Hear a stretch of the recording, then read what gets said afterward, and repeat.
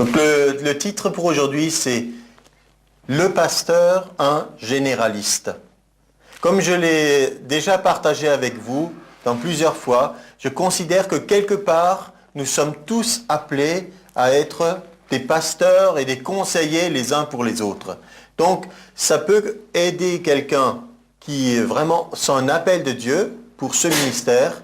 Ça peut aider des gens qui ne savent pas très bien comment fonctionne un ministère pastoral pour comprendre. Mais surtout, ça peut aider aussi chacun d'entre nous parce que, comme j'ai eu l'occasion déjà de le dire, nous sommes tous appelés à nous occuper d'autres personnes d'une façon ou d'une autre.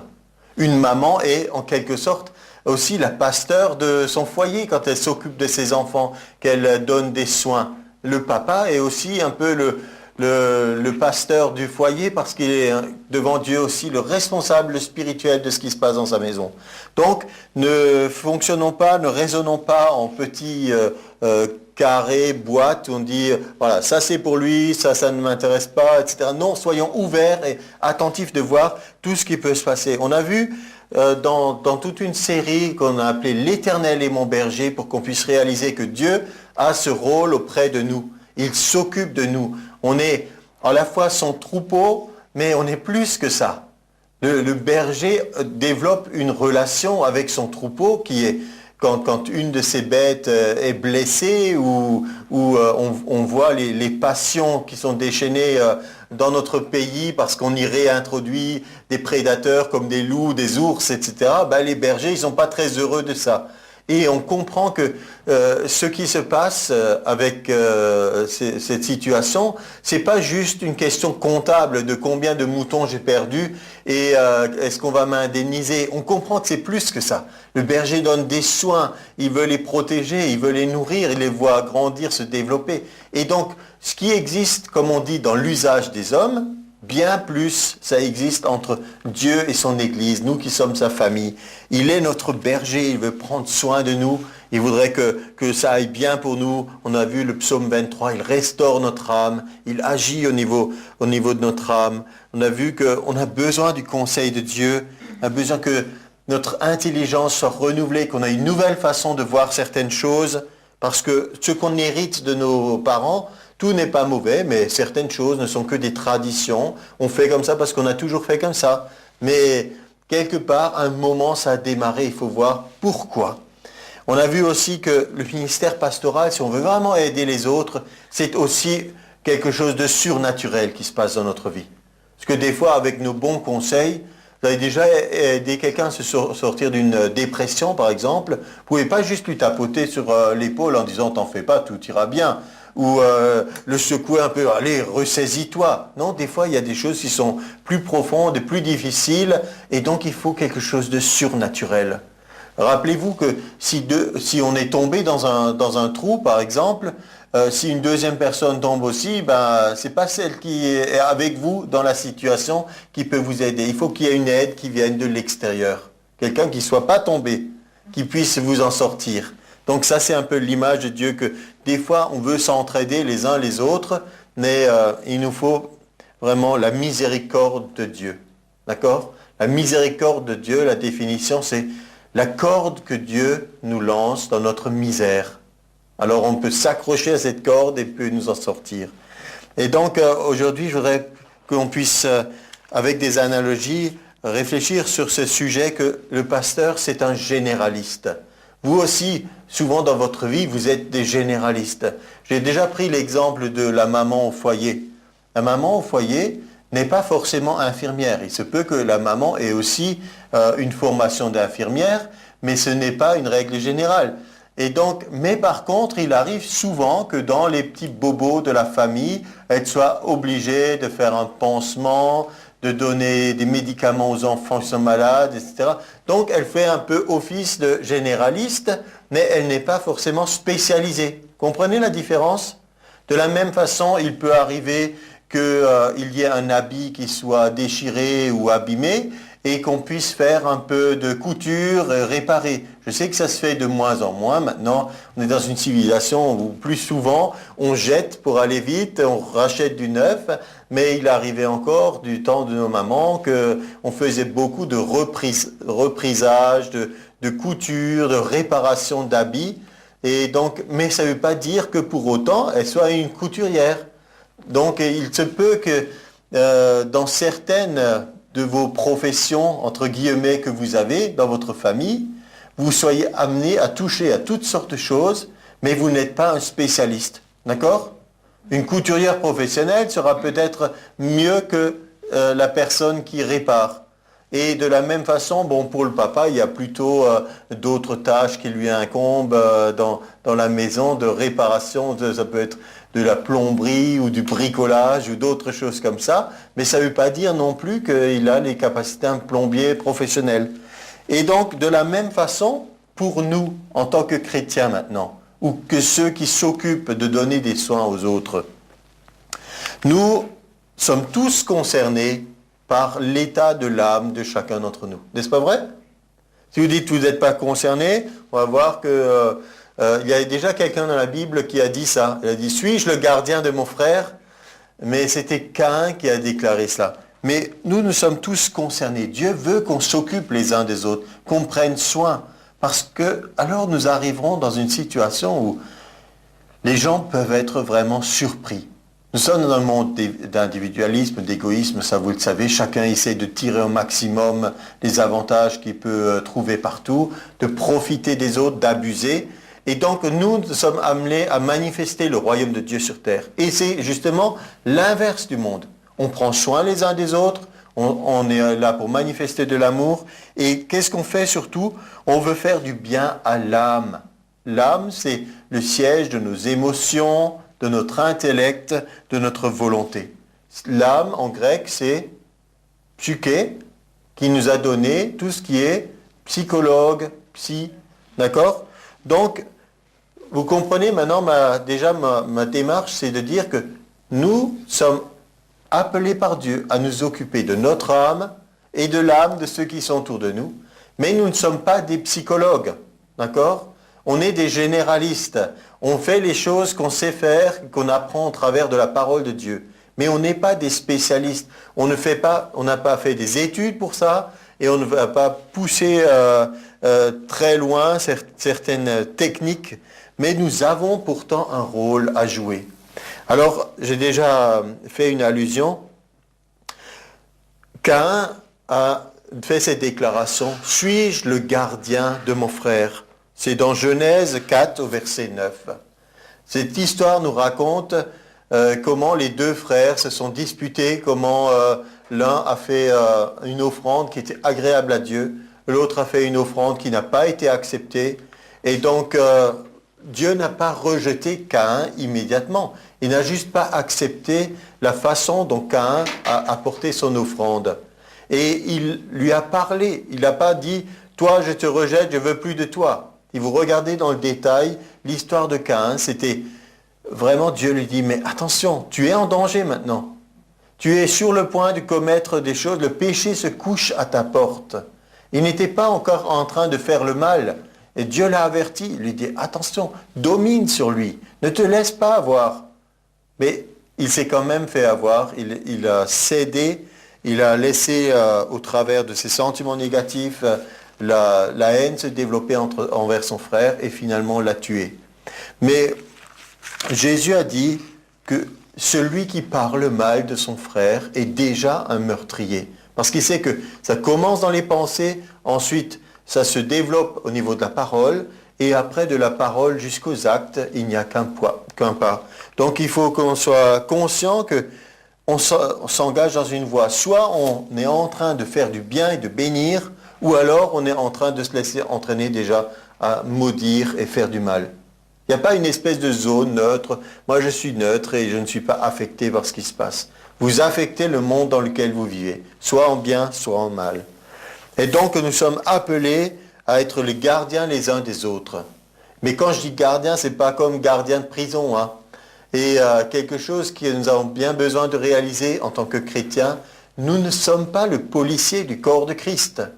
Nous ne sommes pas appelés par Dieu à juger chacun, à chaque fois donner notre avis, dire est-ce qu'il a raison, est-ce qu'il a tort, est-ce que cette doctrine est juste, est-ce que non, est-ce que c'est vraiment un miracle de Dieu ou non. On entend tellement de choses se passer, Mais nous n'avons pas à nous faire une opinion sur chaque situation qui se passe. Il y a des choses bizarres des fois, franchement dit, dans le corps de Christ. Il y a des gens qui ont un comportement bizarre, pourtant quand ils prient, il y a des résultats. D'accord? Vous avez entendu parler de ce genre de choses? Que des fois, Dieu honore sa parole, il honore le ministère de quelqu'un, mais il y a des choses qu'ils font que nous ne comprenons pas. Il y a des fois des gens, pour nous, ça semble évident, qui sont dans une erreur doctrinale. Pourtant, dans d'autres domaines de leur vie, ce qu'ils font porte du fruit pour le royaume de Dieu.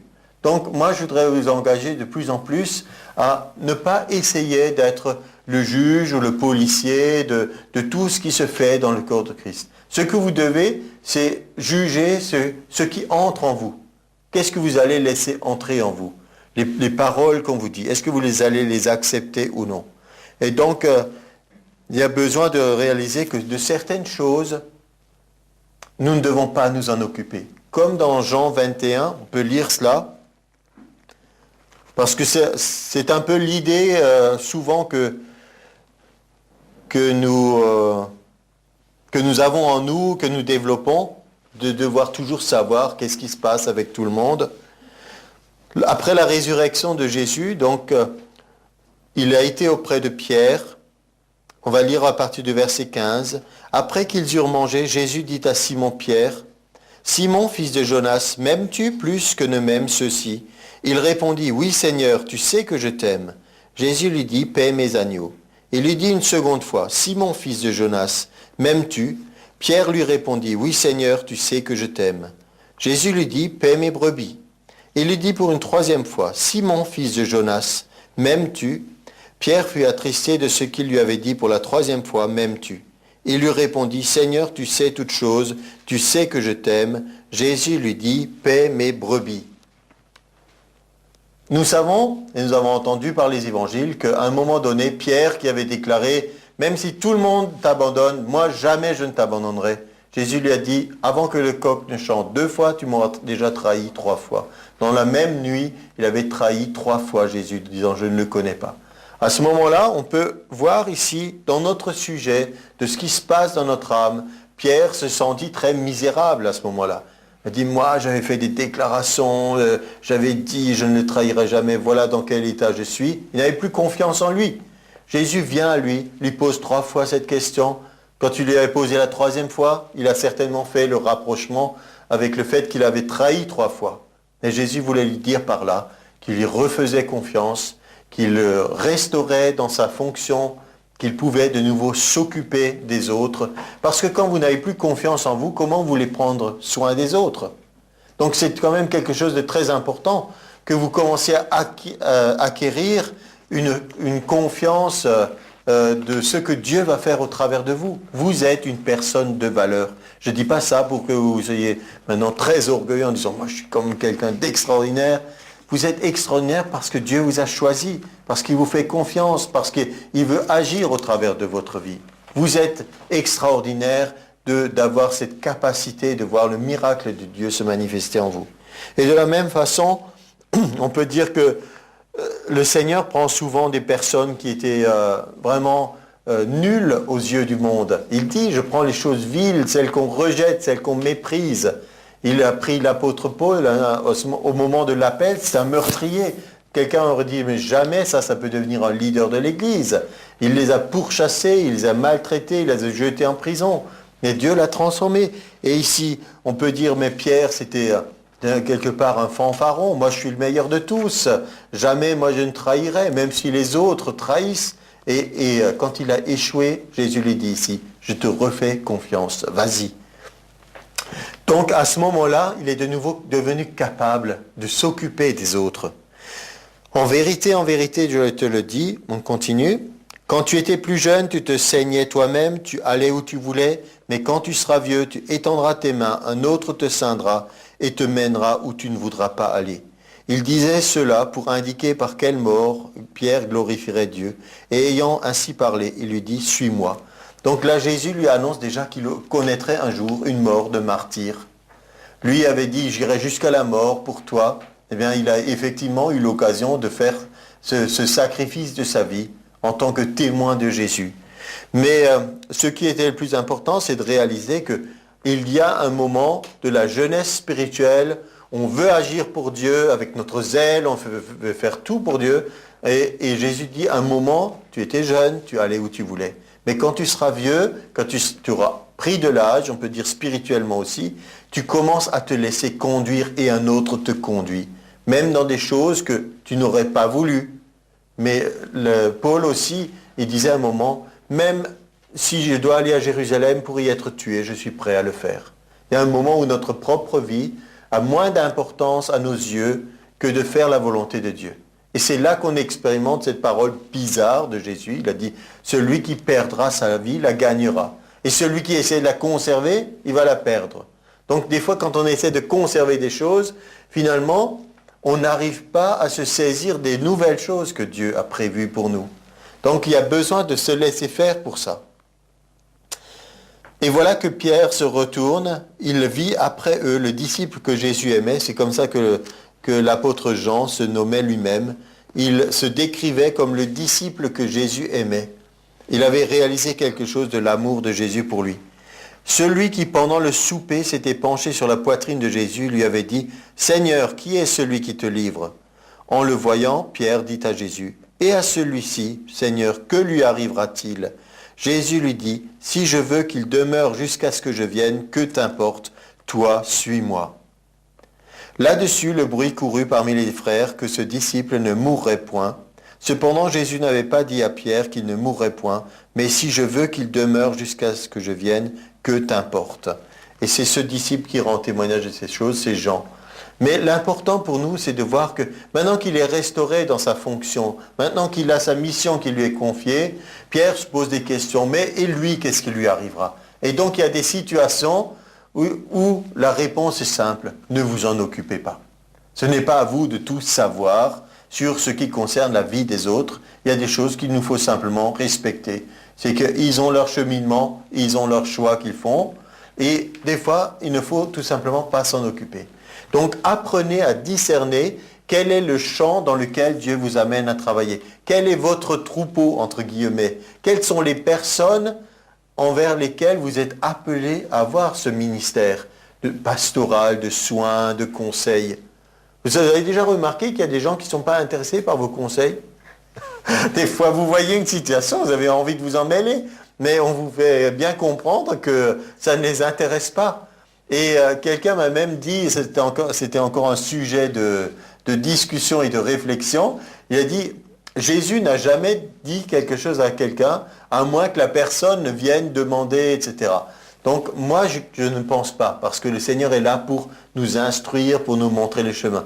Mais il y a quand même une petite part de vérité, c'est que le Seigneur Jésus lui-même n'était pas là, en Israël, Jérusalem, Galilée, tout ça, pour dire à chaque passant, « Hé, toi, voilà, je sais ceci, cela sur ta vie, tu devrais faire ça, et tu devrais faire ci. » Non, il n'a pas fait ça, d'accord? C'est clair pour nous.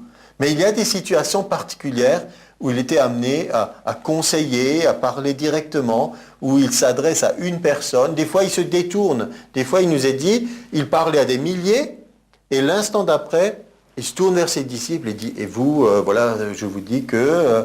Donc, il savait devenir très personnel et très précis. Donc, pour nous aussi, à la rigueur, si on veut bien vous écouter, rien ne vous empêche de donner des bons conseils à tout le monde. Mais il y a un moment où vous devrez comprendre vers qui je suis amené à donner particulièrement des paroles ou des conseils. Et aussi savoir développer l'intérêt de la personne. Parce que si on ne vous écoute pas, ça ne sert à rien de multiplier des milliers de paroles. Montrez votre intérêt. Et donc, ça c'était un peu pour parler de ce côté, suis-je le gardien de mon frère? Je crois que nous avons une responsabilité les uns envers les autres. Mais je ne veux pas non plus, moi, être écrasé par la responsabilité en disant oh, « Que va-t-il arriver si jamais il fait ceci, cela, et que je ne lui ai pas dit ?» On a des fois pris des textes de l'Ancien Testament, je pense particulièrement, je crois, Ézéchiel, à un moment où le Seigneur lui dit « Je te donne une mission, tu dois aller vers les autres et tu dois leur dire ce qui est bien, ce qui est mal, Et si tu ne le fais pas, je redemanderai de ta part leur sang. Tu seras personnellement tenu pour responsable. On a développé des choses pour les chrétiens, pour les mettre dans la culpabilité de si vous n'avez pas dit au monde entier le message de la bonne nouvelle, etc., vous êtes responsable. Nous avons à partager la bonne nouvelle, mais on ne peut pas vivre avec une responsabilité et une charge de tout le temps se tourmenter en disant ah, est-ce qu'il y a quelqu'un autour de moi à qui je n'ai pas parlé? Non, c'est une mission directe. C'est pour Ézéchiel, Dieu lui a dit que voilà ce que tu dois faire. Comprenez la différence? Il y a des choses générales. Nous, comme disait l'apôtre Paul, si on partage la bonne nouvelle, qu'on le fasse avec joie. Parce que si je ne le fais pas avec joie, alors c'est une charge, alors c'est lourd. Et c'est mieux de partager les bonnes nouvelles avec la joie de dire aux gens, mais écoutez, il y a une espérance, il y a une autre possibilité, Dieu est là pour aider. Donc, on a une responsabilité, mais il faut savoir quand elle s'exerce et envers qui. Ensuite, le deuxième point, premier point c'était suis-je le gardien de mon frère, deuxième point, c'est la place des spécialistes. Je commence à parler du généraliste, mais quelle est la place des spécialistes alors? Les spécialistes, moi j'aime bien une définition toute simple des spécialistes, c'est quelqu'un qui sait beaucoup de choses sur peu de choses.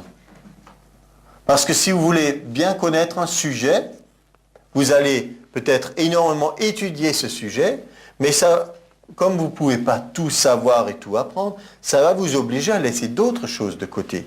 Alors dans le corps de Christ aussi, il y a des spécialistes.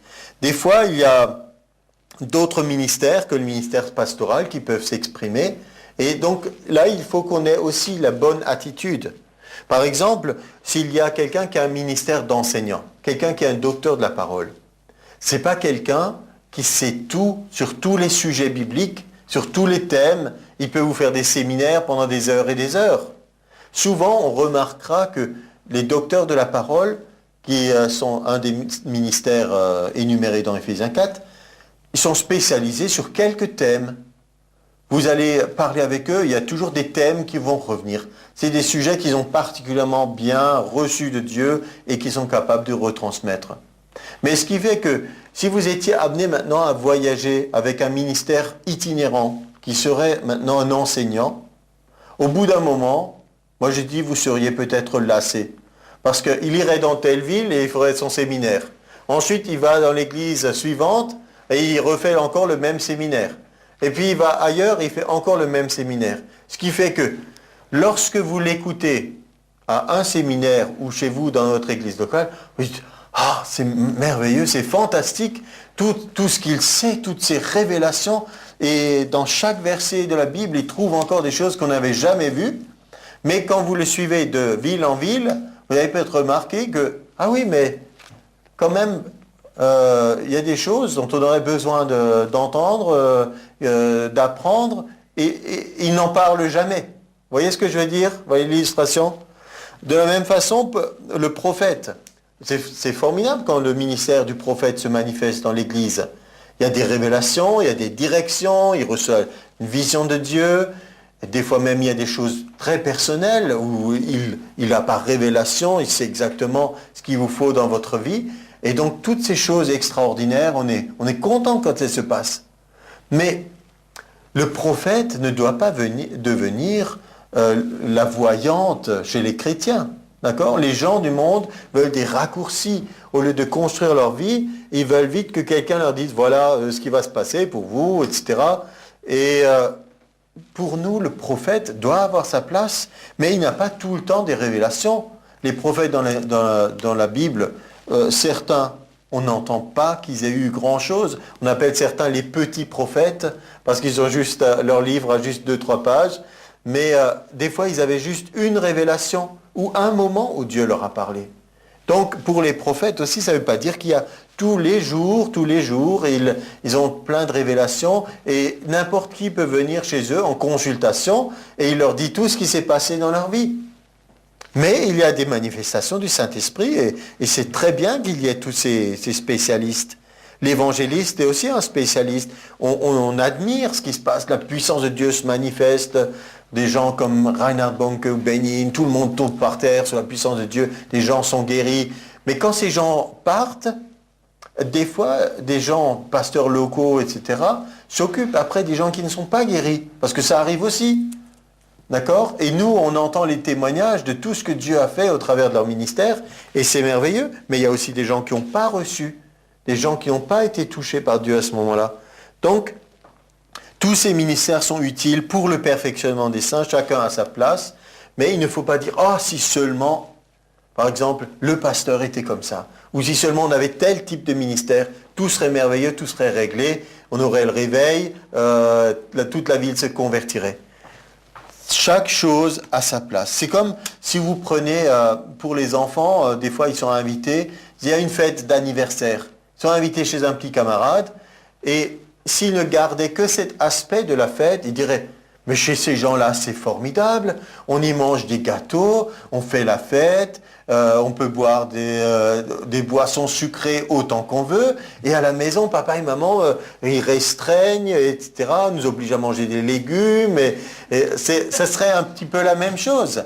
Donc, ne faisons pas d'enfantillage dans l'Église en nous disant « Oh là là, mais on nous oblige à lire la Bible, vous vous rendez compte, c'est terrible ça. » L'esprit du monde, c'est justement de vouloir que tout aille vite, que tout soit instantané, qu'il y ait des spécialistes qui le font à notre place. Mais je crois que l'Esprit de Dieu veut nous pousser à chacun grandir, développer notre maturité, voir les différents aspects, même ceux qui ne sont pas toujours spectaculaires. On a dit des fois, on peut rater le surnaturel de Dieu parce qu'on recherche le spectaculaire.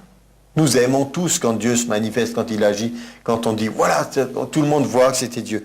Mais ne méprisons pas le surnaturel de tous les jours. Quelqu'un de notre famille qui est médecin a dit une fois, il y a des gens, par exemple, quand ils ont eu un bébé, ils vont chez le pédiatre, parce que le pédiatre est un spécialiste pour les enfants. Et il dit « mais », lui était donc un généraliste, il a dit « mais », quand l'enfant a un problème au milieu de la nuit, ce n'est pas le pédiatre qui va venir. Vous allez appeler le médecin de famille. Et il a dit, donc le médecin de famille, c'est celui qui peut connaître la famille et connaître l'enfant et connaître ses antécédents. Il sait déjà, par exemple, ce qui s'est passé dans telle ou telle situation ou peut-être le traitement qu'il a pu lui donner. Vous comprenez ce que je veux dire, cette illustration? C'est pas pour dire maintenant c'est mal d'aller chez le pédiatre. C'est juste de dire si on se confie que dans des spécialistes, il y a quelque chose qui va nous manquer. Et pour notre vie aussi. Les gens ont découpé énormément de leur vie. Donc on a des spécialistes pour tout. Le coaching, on va chez le banquier, on va chez l'avocat, on va chez le psy, Toutes ces gens sont des spécialistes de leur domaine. Mais on a perdu le côté, par exemple, qu'est-ce qui se passait autrefois? La sagesse était transmise, selon les possibilités de chacun, des fois dans les familles, les aînés pouvaient dire aux plus jeunes, etc. Beaucoup de choses étaient données par l'Église, par la parole de Dieu, parce qu'il n'existait pas toutes ces autres choses. Donc il faut voir quelle est la place de chacun. Et numéro 3 et dernier point, c'est reconnaître qu'il y a un besoin, autant dans l'Église que dans les familles, que dans les entreprises, de gens ordinaires, entre guillemets, comme vous et moi. On a besoin de ça, de gens ordinaires qui font des choses extraordinaires avec l'aide de Dieu. Et les choses extraordinaires, c'est les défis de chaque jour. Quand vous êtes dans une file, au lieu de vous énerver, de vous impatienter, de vivre ces choses différemment, de laisser la paix de Dieu se manifester en vous. Ne pas être stressé comme tout le monde, ne pas être irrité avec la caissière parce qu'elle ne travaille pas assez vite, et de pouvoir lui manifester de la sympathie. Vous allez faire la différence comme ça, j'en suis persuadé. Parce que ces choses vont devenir tellement inhabituelles, parce que la Bible nous dit que dans les temps de la fin, l'amour du plus grand nombre se refroidira. Vous allez être regardé comme un extraterrestre, comme quelqu'un d'extraordinaire, parce que tout simplement, vous saurez faire preuve de patience ou d'amabilité dans un monde où tout le monde s'irrite facilement. On cherche les responsables pour les punir, alors que tout le monde fait des erreurs. Je ne dis pas qu'il ne faut pas rechercher certaines responsabilités pour ne pas répéter les erreurs, mais nous avons besoin d'apporter quelque chose qui soit différent. Et pensez toujours, qu'est-ce que Jésus aurait fait à ma place? Et Jésus ne s'est pas comporté comme quelqu'un qui voulait être superstar. D'ailleurs, même à un moment, ses frères ont dit, mais viens, montre-toi au monde. D'autres ont dit, nous voudrions que tu fasses un miracle. Fais aussi ici ce que tu as fait ailleurs. Et partout, on voulait l'attirer dans ce côté du spectacle. Et quand il a multiplié les pains, alors là, il nous a dit, il voulait le faire roi. Et beaucoup de gens rêvent de ça, devenir une star, grande vedette, que ce soit du showbiz, cinéma, sport ou autre. Ça, c'est les gens qui sont maintenant tout en haut, qu'on regarde. Mais ce que le monde a le plus besoin, c'est pas de rêverie, c'est pas un peu d'imaginaire. Vous savez, une des grandes tares de notre monde maintenant, ce sont tous les jeux d'argent. De voir qu'on est en train de taxer les pauvres avec les loteries. Parce que ça leur vend du rêve. Et en fait, l'argent va venir d'où? Il va venir des gens qui n'ont pas d'argent. Qui, le peu qu'ils ont, ils vont l'investir pour rêver, pour dire peut-être je serai millionnaire. Et bien sûr, bon, ça peut nous faire plaisir pour celui qui gagne. Tant mieux pour lui, il a pu s'en sortir. Mais globalement, l'ensemble des gens ne sont pas aidés de cette façon. Et on leur vend du rêve. Et les choses n'ont pas tellement changé dans les quelques milliers d'années. Du côté des arènes chez les Romains, c'était un peu pareil. On le vendait du rêve de gloire d'un gladiateur pour quelque temps, avant de mourir à son tour dans l'arène, ou des choses comme ça, du pain et des jeux, c'est ce qu'on disait, voilà, pour satisfaire le peuple. Et regardez maintenant les émissions de télévision, tout est rempli de jeux, des jeux pour gagner, et donc c'est quelque chose qui est vraiment symptomatique de notre temps. Et nous avons ce défi, renouveler notre intelligence. Voyez les choses d'une façon différente et soyez ces acteurs au quotidien, comme des pasteurs que vous êtes, comme des conseillers, de dire voilà ce qu'on peut vivre de vie de qualité, en suivant la sagesse de Dieu, en manifestant l'amour, en étant comme Jésus, il nous a dit, nous avons tout pleinement en lui. Et donc, qu'est-ce qu'il a voulu faire, lui? Un moment, il se compare à une poule. Je trouve cet exemple amusant. Il dit, parle de Jérusalem, il dit, combien de fois n'ai-je pas voulu vous rassembler comme une poule rassemble ses petits sous ses ailes? Parce que c'était la chose la plus parlante qui soit.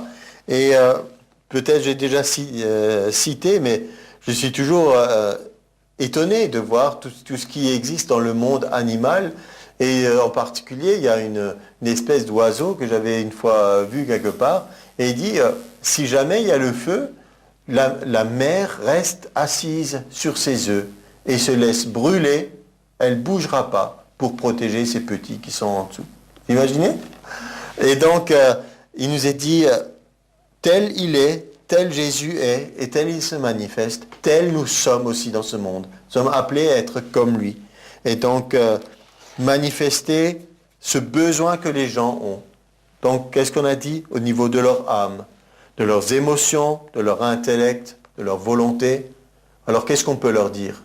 Au niveau de leurs émotions, les émotions sont bonnes, elles ont été créées par Dieu. Tu peux expérimenter au quotidien la paix, la joie. Vous savez, tout ce qui découle du fruit de l'esprit, la bonté, la patience, ces choses sont possibles. Ce n'est pas comme une espèce de paradis perdu qu'on aimerait bien, si seulement. Non, c'est possible de vivre ces choses. Donc ça, on peut leur dire.